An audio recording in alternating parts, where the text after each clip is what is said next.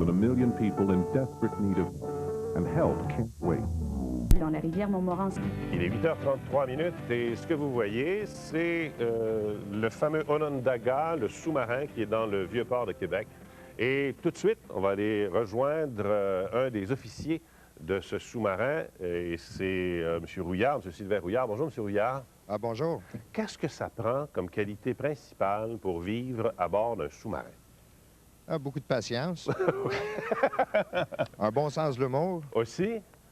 Mais là, vous êtes combien? Normalement, parce que là, il faut savoir que l'Onondaga, c'est probablement à ses dernières heures, là, pour l'instant. C'est vrai. Le 28 juillet, on va avoir fini avec le bateau, puis ils vont le stripper. Le stripper, ça veut dire le désarmer? Le désarmer, enlever les provisions, l'huile, tout ce qui est à bord, là, qui appartient plus à bord une fois que tu reviens à terre. Et il va devenir quoi, ce sous-marin-là? Il va s'en aller au musée de guerre à Ottawa. OK. Et il sera possible de le visiter encore ou ça sera une... Ah oui, OK. C'est justement pour ça. C'est pour l'héritage militaire du Canada. C'est une bonne affaire que le gouvernement a fait. OK. C'est un sous-marin qui a 37 ans, c'est ça? 33 ans, monsieur. Il a été... 33 ans. Oui, il a été mis en service en 1977. L'année de l'Expo. L'année de l'Expo. Okay. Combien vous vivez à bord? Vous avez navigué ce sous-marin-là? Oui, de 91 à 93. Combien vous êtes de personnes à bord? Présentement, 82. 82? Oui. Mais comment vous faites pour pas vous taper ses nerfs? Des fois, on se tape ses nerfs. Qu'est-ce que vous faites quand vous vous tapez ses nerfs? Là, vous ne pouvez pas sortir dehors, là? Non, tu peux pas sortir dehors. Chaque personne a une place qui est privée. C'est son lit. C'est pas bien haut, hein? C'est à peu près 1,5 pied, 2 pieds d'eau. Oui, c'est ça. Même pas de place t'as un petit rideau, là. Tu t'étends, tu fermes ton rideau, puis là, tu écoutes de la musique ou bien tu penses en toi-même. Mais la plupart du temps, tu as assez de monde alentour là, que on peut changer une conversation qui vient un petit peu amère, là, des fois. Ensemble, on se check. Mais est-ce que vous apprenez à vous connaître tellement bien qu'à un moment donné, vous prévenez les coups? On peut se quoi? Vous connaissez suffisamment bien qu'à un certain moment, quand vous sentez que la tension monte, vous prévenez les coups? Oui. Oui, hein? oui. Hier, il y a des gens qui ont visité le sous-marin? Oui, environ 800 personnes. OK. C'est ouvert de quelle heure à quelle heure? Aujourd'hui, on est ouvert de 10 h à 16 h. Mais j'aimerais prévenir tout le monde aussi que c'est assez populaire. Il y a une file d'attente à un point qui était de 4 heures. Fait qu'ils ont fermé la ligne assez de bonne heure. Prenez-vous d'avance, puis vous allez le voir. Oui, ça coûte rien, je pense. Ça coûte rien, non. OK. À quoi il a servi, ce sous-marin-là, principalement? Durant la guerre froide, c'était la surveillance. La surveillance des sous-marins puis des bateaux russes d'autres pays qui viennent dans nos côtes. Oui. À l'entraînement, beaucoup à l'entraînement, on n'arrête pas. On se prépare toujours pour la guerre ou bien pour protéger notre souveraineté. Oui. Est-ce que ça sert à surveiller aussi les limites territoriales? Les limites, oui, c'est vrai. On donne de l'aide aux autres départements gouvernementaux, comme à la GRC pour les trafiquants de drogue. On peut suivre un bateau. S'il ne sait pas où on est, on peut prendre des données, passer ça à la GRC à terre. Fait que là, ils vont continuer avec leurs opérations. C'est pour faire les choses mieux.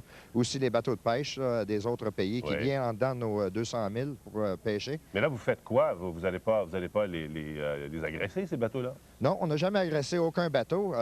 C'est dissuasif seulement. Les dissuader, c'est justement. Pourquoi vous le mettez au rencard, ce sous-marin-là? Il prend pas l'eau? Non, il prend pas l'eau. Il est encore en bonne shape, mais ça coûte vraiment cher pour garder ça en bonne condition. Il s'en vient vieux. Qu'est-ce qui fait que ça coûte si cher, M. Rouillard? Parce qu'il faut qu'il prenne une pression assez élevée. Il peut plonger passer 500 pieds. Oui. Ça veut dire que la pression est environ au-dessus de 200 pieds par pouce carré d'eau. Mais ça, vous ne le ressentez pas à l'intérieur? Non, on ne le ressent pas partout, mais il y a des valves. C'est plein de tuyaux puis de valves là, qui vont prendre de l'eau aussi. Hein? Fait que si les valves, il faut les checker une fois tous les 18 mois. Tous les 4 ans, ils le mettent en cale sèche pour un radoub, un refit qu'on dit. Là, ils vont le stripper complètement, tout le remettre à neuf. Ils vont le remettre à neuf? Oui. Est-ce qu'il y a une cuisine d'abord? Ça doit? Oui, il y a une cuisine. Puis il y a des cuisiniers? On a 3 très bons cuisiniers. Un des cuisiniers, c'est Sergent Roch Boutin, qui vient de pas loin d'ici. Et puis, la nourriture, c'est une grosse affaire aussi à bord, parce qu'il n'y a pas grande distraction. Non, hein? Les gars, ils attendent pour leur manger. Là. Ça fait plaisir. Est-ce que vous, après que ce sous-marin-là, le Onondaga, aura été mis au rencard, est-ce que vous allez embarquer à bord d'un autre sous-marin? Tous les sous-mariniers, présentement, vont aller ou en cours, ou à terre, ou en Angleterre pour prendre des cours pour naviguer avec les nouveaux sous-marins. Les nouveaux sous-marins. Le Canada l'a acheté 4 type 2400 de la classe Victoria. Le premier qui va venir au début du printemps l'année prochaine. Il y a des cours de jusqu'à 14 mois pour certaines personnes qui prennent des cours en Angleterre. Ça fait partie de l'achat. Ils nous montrent tout ce qu'il y a à faire pour pouvoir naviguer ça. Bien, M. Rouillard, quand vous aurez les nouveaux sous-marins, vous viendrez nous montrer? J'espère bien. Moi, merci je suis certain. beaucoup. On rappelle aux gens que c'est ouvert aujourd'hui jusqu'à 16 h. 16 h, mais si on avance. C'est justement. Merci, M. Rouillard. Bienvenue. Au plaisir. On va aller voir de notre côté au niveau de la météo pour voir s'il y a, je ne dirais pas amélioration, parce que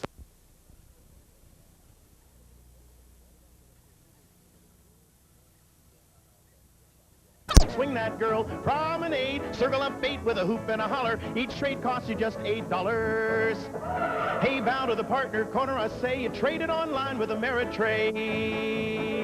Yoo-hoo!